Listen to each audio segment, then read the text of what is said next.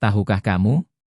Di Channel Sehat 20 Menit, aku akan menjelaskan secara detail penyebab, gejala dan cara mengobati dari berbagai penyakit. Supaya kita selalu sehat secara jasmani dan rohani. Nah, sekarang aku akan menjelaskan mengenai penyakit ini, yuk kita dengarkan bersama. Pengertian psikosomatis. Penyakit yang berawal dari pikiran, atau yang sering disebut sebagai psikosomatis, merupakan kondisi di mana pikiran, emosi, dan kondisi psikologi seseorang berpengaruh secara langsung terhadap kesehatan fisiknya. Meski terdengar sederhana, hubungan antara pikiran dan tubuh sebenarnya jauh lebih kompleks daripada yang banyak orang bayangkan. Ketika seseorang mengalami tekanan batin, kecemasan, rasa takut, atau stres yang berlebihan, tubuh akan memberikan respons yang nyata. Respons inilah yang kemudian memicu munculnya berbagai gejala fisik, meskipun organ tubuh sebenarnya berada dalam kondisi normal. Untuk memahami psikosomatis, kita perlu melihat bagaimana tubuh bekerja saat menghadapi stres. Otak manusia, khususnya bagian bernama hipotalamus, adalah pusat pengatur emosi. Ketika seseorang merasa tertekan, otak mengirim sinyal kepada sistem saraf otonom dan kelenjar adrenal untuk mengeluarkan hormon stres seperti adrenalin dan kortisol. Hormon-hormon ini dirancang untuk membantu tubuh bertahan dalam situasi berbahaya, misalnya saat berhadapan dengan ancaman fisik. Tubuh menjadi lebih waspada, jantung berdetak lebih cepat, pernapasan menjadi pendek, otot menegang, dan pencernaan melambat.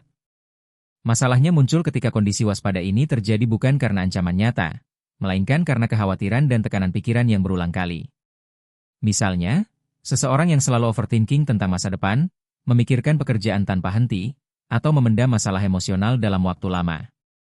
Tubuh yang terus-menerus berada dalam kondisi siap siaga akhirnya mengalami kelelahan, dan dari sinilah berbagai keluhan fisik mulai bermunculan. Psikosomatis bukanlah penyakit halusinasi.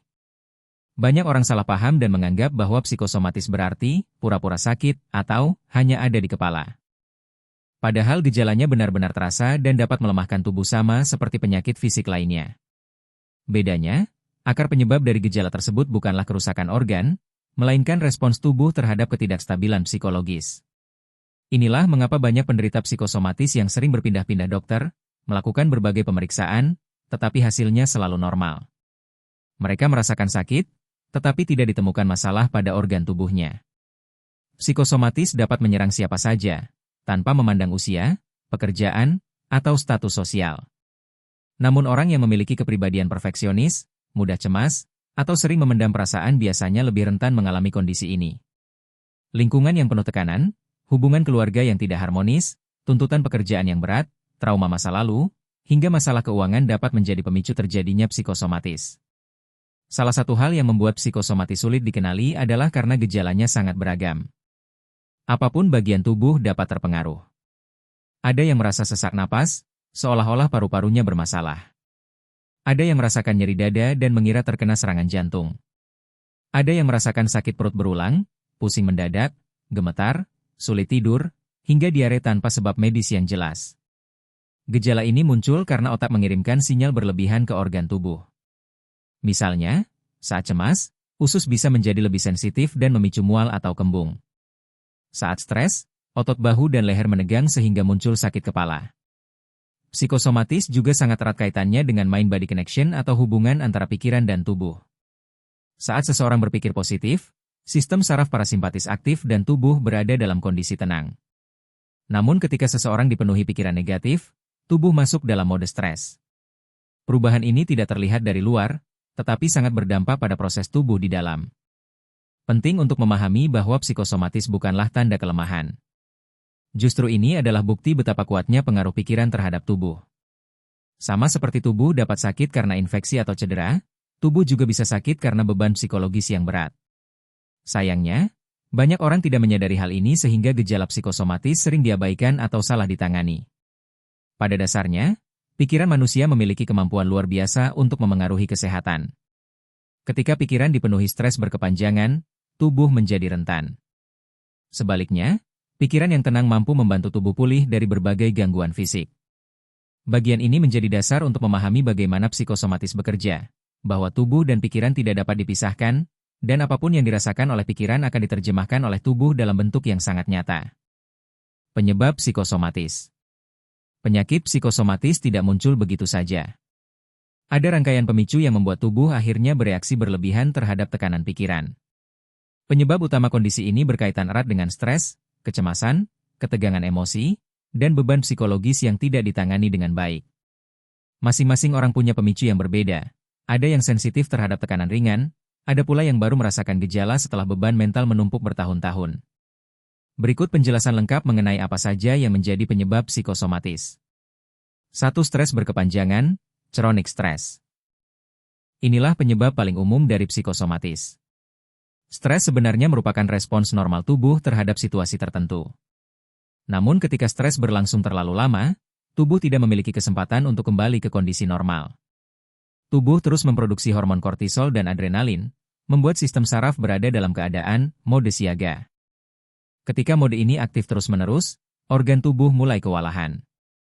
Misalnya, lambung memproduksi asam berlebihan sehingga menyebabkan sakit perut. Otot-otot menegang dan memicu sakit kepala. Jantung berdetak lebih cepat sehingga muncul sensasi berdebar. Sistem kekebalan melemah, membuat tubuh mudah sakit. Stres yang tidak ditangani adalah fondasi dari hampir semua kasus psikosomatis. 2. Kecemasan berlebih, anxiety. Orang yang mudah cemas sering terjebak dalam pikiran negatif seperti, bagaimana kalau aku sakit, bagaimana kalau terjadi sesuatu, atau bagaimana jika gagal? Pikiran otomatis ini mengaktifkan respons stres meski tidak ada bahaya nyata. Ketika kecemasan ini terjadi berulang kali, tubuh merespons setiap pikiran seolah-olah itu adalah ancaman sungguhan. Akhirnya gejala fisik muncul, seperti sesak napas, gemetar, pusing, mual, dan jantung berdebar. Ini adalah reaksi fisiologis yang muncul akibat tubuh menerima sinyal bahaya palsu dari otak. Pada beberapa orang, kecemasan mengenai kesehatan, health anxiety, membuat mereka semakin memperhatikan sensasi tubuh sekecil apapun. Semakin diperhatikan, semakin kuat gejalanya. Siklus ini disebut hypervigilance. 3. Depresi dan tekanan emosi. Depresi bukan hanya soal sedih atau kehilangan mood. Ini adalah kondisi ketika kimia otak mengalami perubahan, memengaruhi fungsi tubuh secara menyeluruh. Orang dengan depresi sering mengalami nyeri tubuh, cepat lelah, sulit tidur, hingga gangguan pencernaan. Stres emosional seperti kehilangan orang yang dicintai, kegagalan, tekanan ekonomi, hingga masalah rumah tangga dapat menjadi pemicu timbulnya gejala psikosomatis. Emosi yang tidak tersalurkan memicu ketegangan dalam tubuh, dan ketegangan yang menumpuk akhirnya menerjemahkan dirinya dalam bentuk fisik. 4. Trauma masa lalu. Pengalaman buruk yang dialami di masa kecil atau masa lalu, seperti kekerasan, bullying, kehilangan besar, atau hubungan toksik, dapat tertanam kuat di dalam pikiran. Trauma membuat sistem saraf menjadi lebih sensitif. Tubuh menjadi mudah masuk ke mode panik meski pemicunya sepele. Ketika trauma tidak pernah diproses atau disembuhkan, tubuh akan terus memberikan respons otomatis setiap kali merasa terancam. Kecemasan, ketegangan otot, dan gangguan tidur menjadi gejala umum. 5. Perfeksionisme dan tekanan pada diri sendiri. Orang perfeksionis biasanya memiliki standar yang sangat tinggi terhadap dirinya. Mereka selalu ingin sempurna, takut melakukan kesalahan, dan merasa tidak boleh gagal. Beban internal ini menciptakan stres yang luar biasa. Perfeksionis cenderung sulit beristirahat karena pikirannya terus bekerja. Mereka juga sering mengkritik diri sendiri secara berlebihan. Ketika tubuh tidak diberi kesempatan untuk rileks, stres emosional berubah menjadi gejala fisik. 6. Kurangnya waktu istirahat dan pola hidup tidak sehat. Tubuh yang lelah lebih responsif terhadap stres. Kurang tidur, pola makan sembarangan, konsumsi kafein berlebihan, kurang bergerak, dan gaya hidup yang tidak seimbang memperburuk kondisi psikosomatis. Orang yang kurang tidur misalnya, memiliki kadar kortisol lebih tinggi, sehingga lebih mudah mengalami jantung berdebar atau pikiran tidak stabil. Pola hidup buruk membuat tubuh tidak kuat menghadapi tekanan psikologis. 7. Lingkungan toksik. Lingkungan yang selalu memberi tekanan, seperti keluarga yang penuh konflik, hubungan yang tidak sehat, tempat kerja yang penuh tuntutan, atau lingkungan sosial yang tidak mendukung, dapat menjadi penyebab psikosomatis. Ketika seseorang setiap hari berada di bawah tekanan emosional, tubuh merespons dengan cara yang sama seperti menghadapi bahaya fisik. Lama-kelamaan, tubuh melemah dan muncullah gejala fisik. 8. Kebiasaan memendam masalah. Beberapa orang terbiasa diam, tidak meluapkan emosi, dan memendam segala masalah dalam hati. Meski terlihat kuat dari luar, tubuh mereka menanggung beban yang sangat besar. Emosi yang tidak disalurkan akan mencari jalan keluar melalui gejala fisik seperti nyeri, pusing, sakit perut, dan rasa lelah berkepanjangan. Secara keseluruhan, penyebab psikosomatis selalu berkaitan dengan pola pikir, emosi, tekanan hidup, dan gaya hidup. Ketika pikiran berada dalam kondisi tidak stabil, tubuh ikut merespons meski organ tubuh sebenarnya sehat. Karena itu, mengenali penyebab sejak awal sangat penting agar psikosomatis tidak semakin parah. Gejala psikosomatis. Gejala psikosomatis seringkali membuat penderitanya kebingungan, cemas, bahkan takut mengalami penyakit berbahaya. Hal ini terjadi karena gejala yang muncul benar-benar nyata, terasa kuat, dan sering mirip dengan gejala penyakit fisik serius. Inilah mengapa banyak orang yang mengalami psikosomatis bolak-balik periksa ke dokter, menjalani berbagai tes, namun hasilnya selalu normal, sesuatu yang semakin memperparah rasa cemas mereka. Untuk memahami psikosomatis, penting mengetahui bahwa pikiran dapat mengirim sinyal fisik ke tubuh. Ketika seseorang stres atau cemas, sistem saraf simpatis aktif, dan berbagai organ tubuh ikut terpengaruh. Berikut adalah gejala-gejala psikosomatis yang paling sering muncul. 1. Sesak napas dan sulit mengambil nafas dalam. Banyak penderita psikosomatis merasakan dada terasa sempit, sulit menarik napas panjang, atau merasa seperti ada yang menekan dada. Meski paru-paru normal, rasa cemas membuat otot dada dan diafragma menegang, menciptakan sensasi sesak yang sangat mengganggu. Ketika sesak muncul, penderita semakin panik, dan tubuh merespons dengan napas semakin cepat. Siklus ini memperburuk gejala dan membuatnya terasa semakin nyata. Inilah yang sering membuat orang mengira mereka mengalami penyakit jantung atau gangguan paru. 2. Nyeri dada dan detak jantung tidak normal. Gejala ini sangat menakutkan bagi penderita karena mirip serangan jantung. Jantung berdebar kencang, tidak beraturan, atau berdetak terlalu cepat. Penyebabnya adalah pelepasan hormon adrenalin ketika seseorang berada dalam kondisi stres atau panik. Otot di sekitar dada yang menegang juga dapat menyebabkan rasa nyeri, perih, atau panas. Meski terasa berbahaya, secara medis kondisi ini sering tidak ditemukan masalah pada organ jantung. 3. Sakit kepala dan migrain berulang. Stres psikologis dapat membuat otot leher, bahu, dan kepala menegang. Hal ini menyebabkan sakit kepala tipe tegang, tension headache, yang terasa seperti kepala diikat atau ditarik. Pada beberapa orang, psikosomatis dapat memicu migrain karena pembuluh darah di otak bereaksi terhadap stres. Sakit kepala ini sering muncul tiba-tiba, berlangsung lama, dan memburuk ketika pikiran sedang tidak stabil. 4. Gangguan pencernaan, mual, kembung, diare, atau sakit perut. Otak dan usus memiliki hubungan kuat melalui sumbu otak usus, good brain axis. Ketika pikiran terganggu, pencernaan langsung ikut bereaksi. Gejala umum meliputi mual tanpa sebab jelas, perut kembung, sering buang gas, diare atau justru sembelit, rasa tidak nyaman di ulu hati, sakit perut menjalar. Kondisi ini terjadi karena usus menjadi lebih sensitif terhadap sinyal stres. Banyak orang bahkan mengira mereka terkena MA atau asam lambung kronis padahal pemicunya adalah kecemasan. 5. Pusing, kepala ringan, dan sensasi melayang. Sensasi melayang seperti mau pingsan sering terjadi ketika seseorang mengalami kecemasan berat. Napas yang terlalu cepat, hiperventilasi, menurunkan kadar karbon dioksida dalam darah, sehingga menimbulkan pusing atau kepala terasa ringan. Meski menakutkan, ini bukan tanda penyakit otak, melainkan respons tubuh terhadap kecemasan.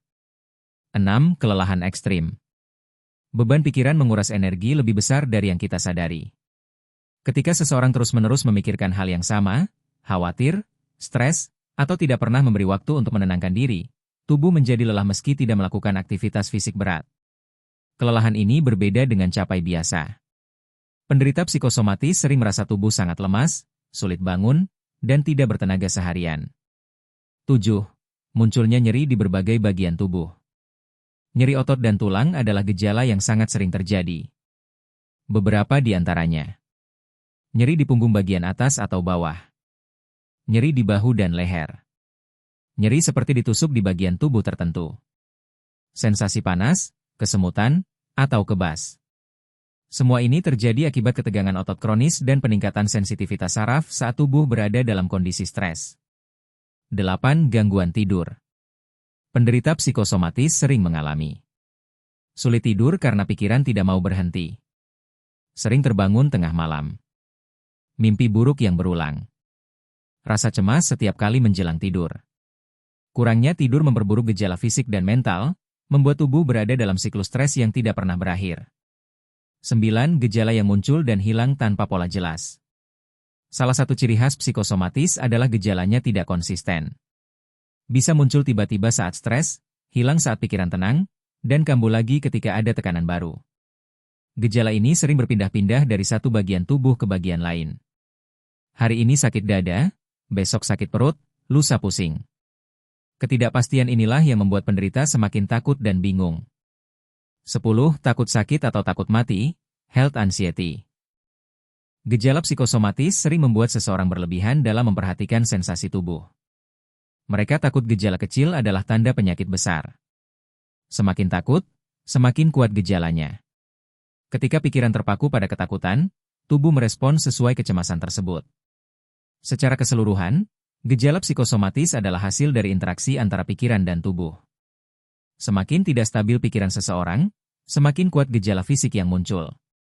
Memahami gejala ini adalah langkah penting untuk mencegah kepanikan dan menangani kondisi secara tepat. Cara penyembuhan psikosomatis. Penyembuhan psikosomatis bukan sekadar menghilangkan gejala fisik, tetapi lebih kepada mengatasi akar penyebabnya, pikiran, emosi, dan beban psikologis yang selama ini mengganggu keseimbangan tubuh. Karena psikosomatis melibatkan hubungan antara pikiran dan tubuh, proses penyembuhannya pun harus dilakukan dari dua arah menenangkan pikiran dan memulihkan tubuh. Berikut penjelasan lengkap mengenai metode penyembuhan psikosomatis yang efektif. 1. Mengelola pikiran dan emosi sebagai fondasi utama. Penyembuhan psikosomatis selalu dimulai dari dalam diri. Pikiran negatif yang terus berputar seperti kekhawatiran berlebih, overthinking, rasa takut gagal, atau trauma masa lalu adalah pemicu utama dari gejala fisik. Untuk meredakannya, seseorang perlu belajar mengenali pola pikir yang tidak sehat. Misalnya, ketika merasa jantung berdebar, alih-alih langsung berpikir, aku kena serangan jantung, coba tanyakan, apa aku sedang cemas? Menggeser pola pikir ini sangat penting karena otak bereaksi terhadap apa yang kita yakini. Jika kita percaya bahwa tubuh aman, sistem saraf ikut tenang. Teknik membantu lainnya adalah journaling, menuliskan apa yang dirasakan. Dengan menulis, beban pikiran menjadi lebih ringan dan emosi negatif tidak lagi menumpuk. 2. Terapi psikologis, mengurai akar masalah. Terapi psikologis adalah salah satu metode paling efektif untuk mengatasi psikosomatis. Ada beberapa jenis terapi yang umum digunakan. CBT, Cognitive Behavioral Therapy. CBT membantu seseorang mengidentifikasi pikiran negatif otomatis yang memicu gejala fisik.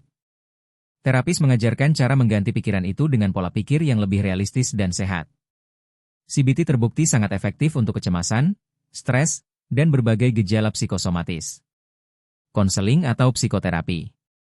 Konseling membantu seseorang mengurai tekanan emosional, pengalaman masa lalu, dan masalah yang selama ini dipendam. Dengan memahami akar penyebabnya, gejala fisik dapat mereda secara signifikan. Mindfulness-based therapy. Terapi ini membantu seseorang untuk hadir di saat ini, tidak terjebak pada pikiran masa lalu atau kekhawatiran masa depan. Dengan latihan mindfulness, tubuh menjadi lebih rileks dan gejala psikosomatis berkurang. Terapi psikologis efektif karena menangani masalah dari sumbernya, bukan hanya gejala fisik yang muncul di permukaan. 3. Teknik relaksasi untuk menenangkan sistem saraf. Ketika tubuh berada dalam mode stres, sistem saraf simpatis terlalu aktif. Untuk menyeimbangkannya, perlu mengaktifkan sistem saraf parasimpatis yang bertugas menenangkan tubuh. Ini bisa dilakukan melalui pernapasan dalam, deep breathing, pernapasan 478, box breathing, atau teknik pernapasan diafragma dapat menurunkan detak jantung dan tekanan otot dalam hitungan menit. Teknik ini sangat membantu untuk meredakan sesak napas atau jantung berdebar akibat cemas. Meditasi. Meditasi menenangkan pikiran, menurunkan hormon stres, dan membantu tubuh kembali ke ritme normal. Meditasi 10-15 menit sehari sudah cukup untuk memberikan perubahan besar. Yoga dan relaksasi otot bertahap, PMR. Yoga menggabungkan pernapasan, gerakan tubuh, dan ketenangan pikiran. Sementara PMR membantu mengendurkan otot-otot yang tegang akibat stres berkepanjangan. 4. Perbaikan gaya hidup. Menguatkan tubuh agar tidak mudah terpengaruh stres. Tubuh yang kuat lebih tahan terhadap tekanan pikiran. Oleh karena itu, beberapa perubahan gaya hidup sangat membantu proses penyembuhan psikosomatis. Tidur cukup dan berkualitas. Kurang tidur meningkatkan hormon stres, membuat pikiran mudah kacau, dan memperkuat gejala psikosomatis seperti pusing atau nyeri. Tidur 7-9 jam setiap malam sangat penting. Pola makan sehat. Asupan gizi yang baik membantu menstabilkan kadar gula darah, menjaga keseimbangan hormon, dan memperkuat sistem imun. Olahraga teratur. Olahraga merangsang pelepasan endorfin hormon bahagia yang mampu menurunkan kecemasan dan memperbaiki mood. Jalan kaki, jogging, bersepeda, atau berenang 20-30 menit sangat efektif. Mengurangi kafein dan rokok. Kafein dan nikotin dapat meningkatkan detak jantung dan memicu kecemasan. Menguranginya akan sangat membantu menstabilkan tubuh. 5. Dukungan sosial sebagai penyembuh emosional. Berbicara dengan orang yang dipercaya dapat mengurangi beban emosional.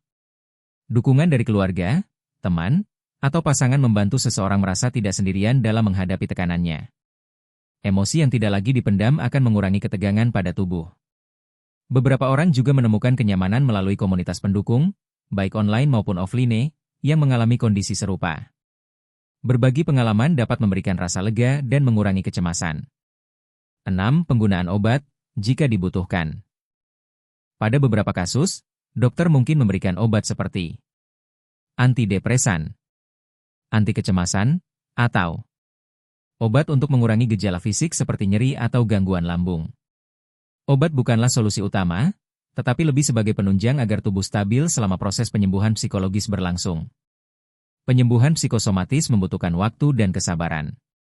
Namun ketika seseorang belajar mengelola pikiran, menenangkan emosi, dan merawat tubuh dengan baik, gejala psikosomatis dapat berkurang secara signifikan hingga hilang sepenuhnya. Kuncinya adalah memahami bahwa pikiran dan tubuh saling terhubung. Ketika pikiran membaik, tubuh pun ikut pulih. Pencegahan psikosomatis.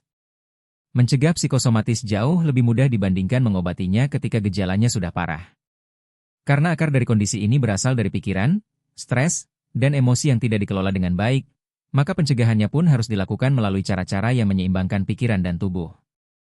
Banyak orang tidak sadar bahwa kebiasaan sehari-hari, bahkan hal-hal kecil yang kita biarkan begitu saja dapat memicu munculnya psikosomatis. Dengan memahami cara pencegahannya, kita bisa menjaga kesehatan mental dan fisik secara bersamaan. 1. Mengelola stres sejak lebih dini. Stres tidak bisa dihindari sepenuhnya, tetapi bisa dikelola. Mengelola stres sejak awal akan mencegah tubuh memasuki mode siaga bahaya yang memicu gejala psikosomatis. Beberapa cara efektif untuk mengelola stres. Menyusun jadwal harian agar pekerjaan tidak menumpuk.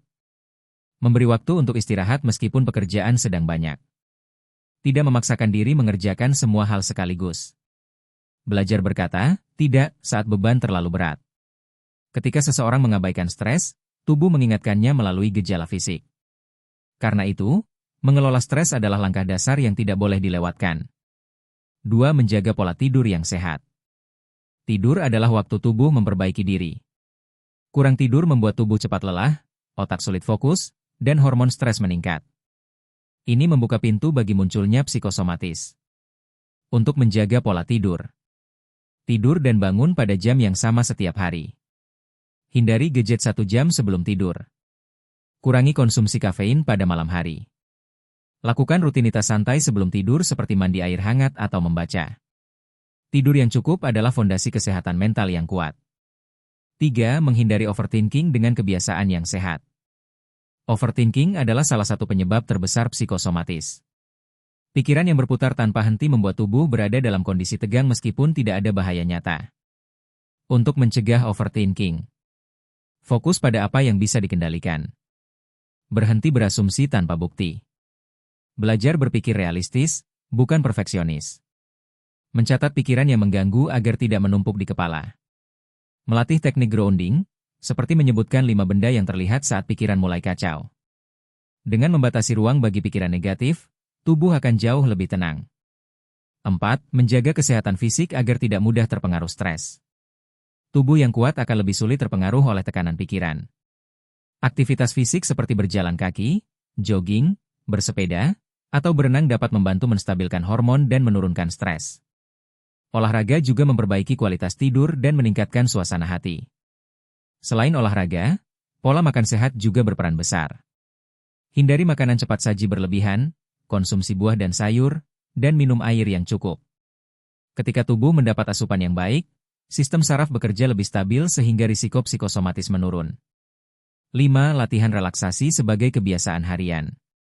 Teknik relaksasi membantu menenangkan sistem saraf dan mencegah tubuh memasuki mode stres. Beberapa teknik yang bisa dijadikan kebiasaan harian. Meditasi. Meditasi melatih pikiran agar lebih tenang dan fokus. 10-15 menit sehari cukup untuk mencegah tubuh mengalami ketegangan berlebihan. Pernapasan dalam. Teknik seperti 4-7-8 atau pernapasan diafragma membantu mengontrol detak jantung dan menurunkan kecemasan. Yoga atau stretching. Gerakan ringan bisa mengurangi ketegangan otot dan membantu tubuh lebih rileks. Melatih relaksasi setiap hari membuat tubuh lebih kuat menghadapi tekanan hidup. 6. Mengungkapkan emosi dengan cara sehat. Banyak orang yang mengalami psikosomatis sebenarnya adalah orang yang terlalu sering menahan diri. Mereka jarang mengeluh, tidak ingin membebani orang lain, dan lebih suka menyimpan masalah sendiri. Namun memendam emosi justru membuat tubuh menanggung beban yang sangat besar. Untuk mencegahnya, bicarakan perasaan kepada orang yang dipercaya. Tulis perasaan dalam jurnal. Luapkan emosi melalui kegiatan kreatif seperti menggambar, menyanyi, atau menulis puisi. Belajar mengatakan perasaan dengan jujur tanpa takut dihakimi. Ketika emosi tersalurkan, tubuh tidak perlu mengekspresikannya melalui gejala fisik. 7. Memperkuat dukungan sosial dan lingkungan yang sehat. Lingkungan yang toksik, penuh kritik, atau tekanan dapat memicu stres yang berujung pada psikosomatis. Sebaliknya, lingkungan positif mampu memberikan rasa aman dan tenang. Cari lingkungan yang mendukung, bukan menghakimi. Mau mendengarkan, bukan menyalahkan. Memberi ruang untuk berkembang, bukan membatasi. Hubungan yang sehat adalah benteng kuat dalam mencegah masalah psikis maupun fisik.